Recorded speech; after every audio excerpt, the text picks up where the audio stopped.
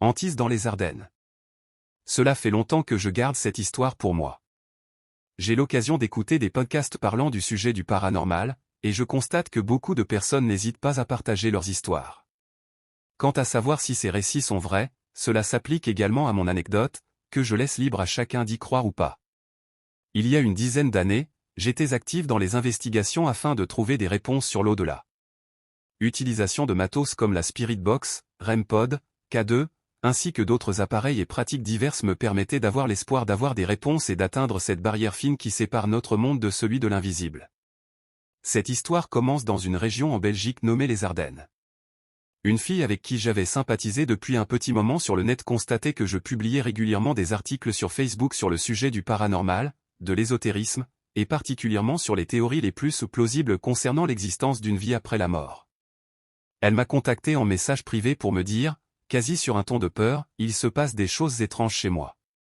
Ayant un esprit ouvert mais également pragmatique, j'ai posé des questions concernant ces inquiétudes et essayé de trouver des conclusions rationnelles, tout en évitant toute situation équivoque. Elle m'a fait part de formes humaines, sous l'allure de fumigation, comme si une personne était allongée sur la couette de son lit, de perturbations électroniques, lampes qui scintillent, ainsi que de phénomènes physiques. Au fond de moi, mon côté empathique m'a poussé à la croire et j'ai donc décidé de m'y rendre et d'observer ces phénomènes par moi-même. Quelques jours plus tard, me voilà prêt à lui rendre visite sans prendre mon matériel. C'était mon protocole avant une enquête, j'aime d'abord aller visiter et faire un pré-constat avant de sortir l'artillerie. Me voilà en route. Je me souviens, c'était un mois de novembre, les longues routes interminables des Ardennes m'entouraient, la nature digne d'une scène de Silent Hill, ce qui inconsciemment me donnait déjà un avant-goût de ce que j'allais peut-être vivre, à mon plus grand étonnement. Arrivée sur place, elle m'attendait devant chez elle et sans plus attendre, elle me laissa entrer en compagnie de son colocataire. La soirée se passa, pour le moment, rien à signaler comme une soirée ordinaire. Nos conversations laissèrent pendant un moment de côté le but de ma visite pour parler de tout et de rien dans la bonne humeur.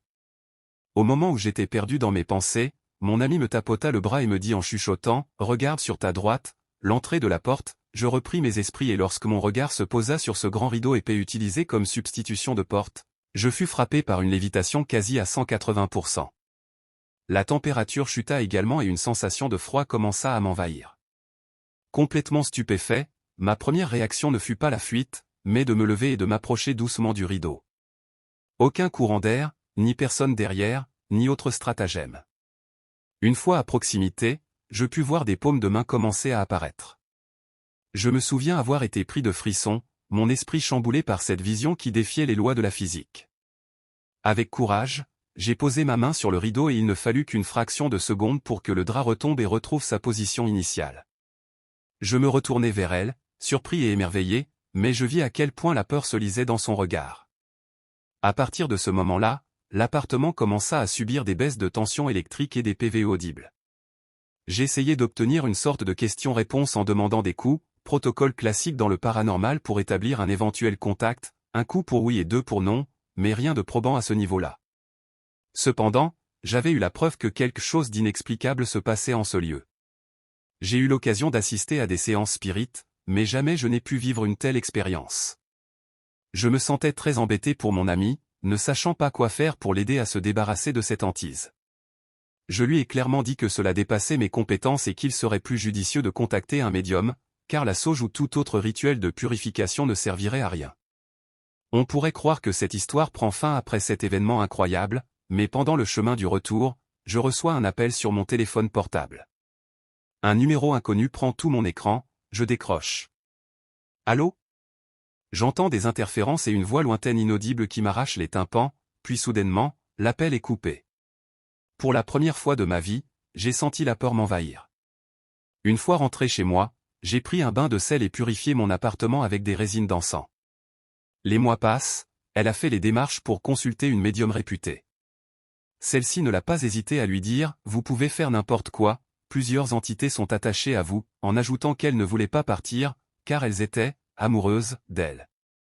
J'avais déjà lu des articles sur ce principe des entités qui s'attachent aux femmes, que ce soit dans le folklore avec les incubes et les succubes. Cette histoire n'a jamais eu une fin heureuse. Elle continue de vivre avec ce problème et elle m'a avoué qu'elle devra cohabiter avec cela jusqu'à la fin de sa vie. Ceci n'est pas une fiction, Il s'agit d'une de mes nombreuses expériences dans le milieu du paranormal, qui restera la plus marquante pour moi. Encore maintenant, je n'ai pas de conclusion précise.